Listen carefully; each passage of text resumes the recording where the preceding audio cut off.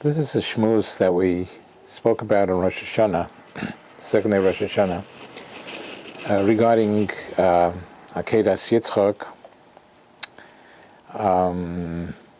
adapted from a shmooze of Moran Hagoyin Reb Chaim Leib Shmulevich Zecher Tzaddik Livrocha.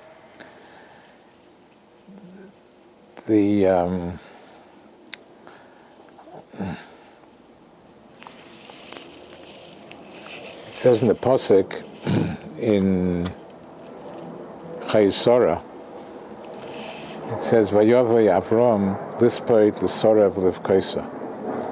Avram Avinu came, Sara Imenu had died, and when she heard about Akaida Yitzchak, and we'll see the Rashi in a second,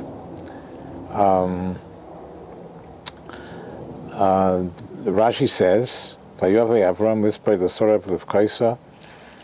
Because of Rashi, V'nismacha Misa Sora L'Akaida Yitzchak, the proximity of the death of Sara was placed in the Torah right by Akaida Yitzchak, because Sara died because of the Besura of the Akaida, Shenizdamen Bo Beno L'Shchita, the Kamat Shalei Nishchat, that Yitzchak Avinu almost died, was almost slaughtered.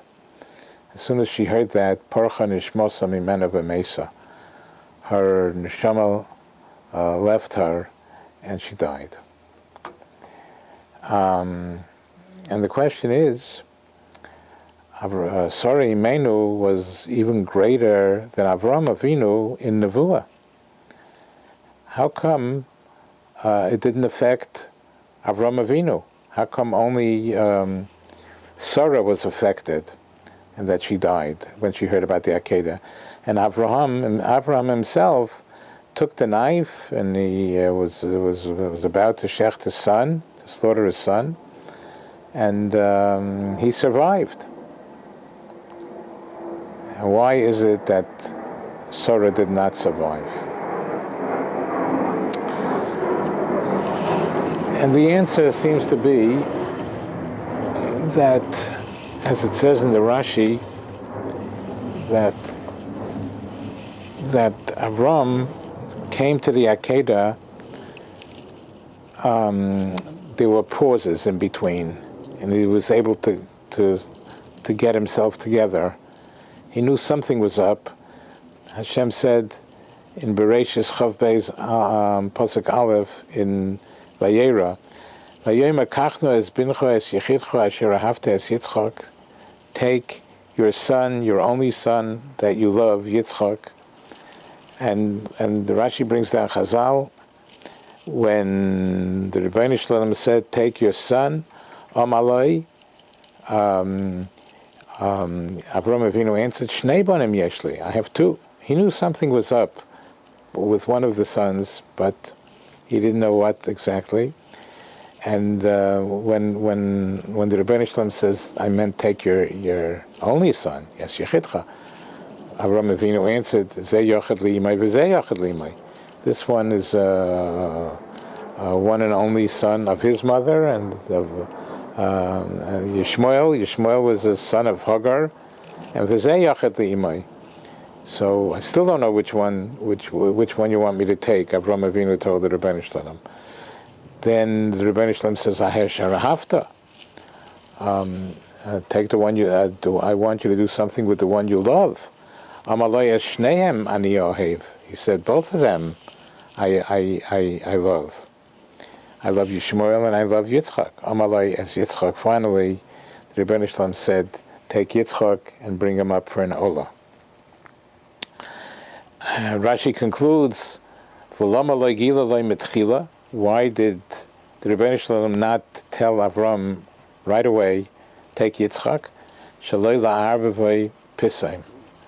He wouldn't have been able to take it either, it seems. Avram Avinu also would not, if it was suddenly, when the Rebbeinu Shalom says, take Yitzchak and bring him up as an olah, as a carbon, he wouldn't have been able to handle it either, just like Sarah was not. But it seems that the reason that he was able to handle it was because there were a lot of pauses, and he was able to gather strength.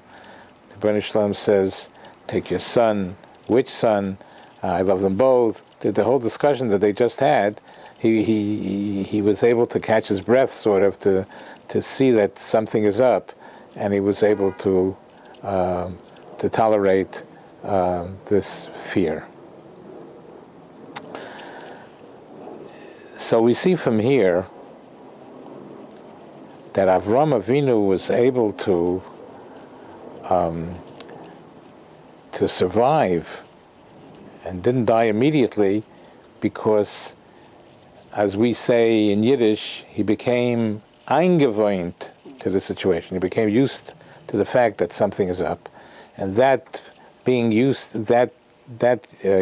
being used to something, he knew something was up, but he didn't know what, and that gave him the strength to continue until the Rebbeinu Shalom, after as bincha as yichitcha asher ahavta, that the Rebbeinu Shalom finally said Yitzchak, then he was able to cope with it. So we see that being eingewöhnt and getting used to something could give the person strength, could give him strength, and it's a great thing.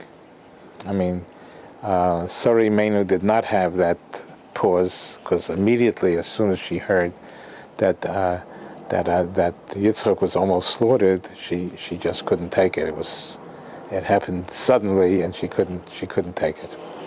But Avram Avinu, since there were pauses in between, those pauses in between gave him the strength to be able to bear going through with what he did. In extension to our own lives,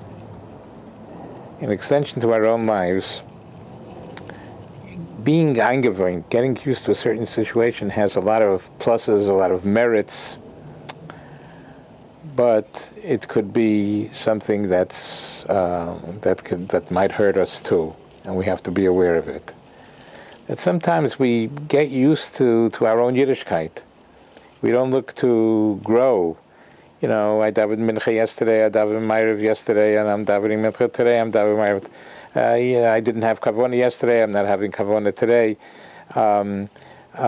We get used to the situation, and we're not looking to better ourselves and to grow. And this might be the mussar that we might be able to apply to our own lives.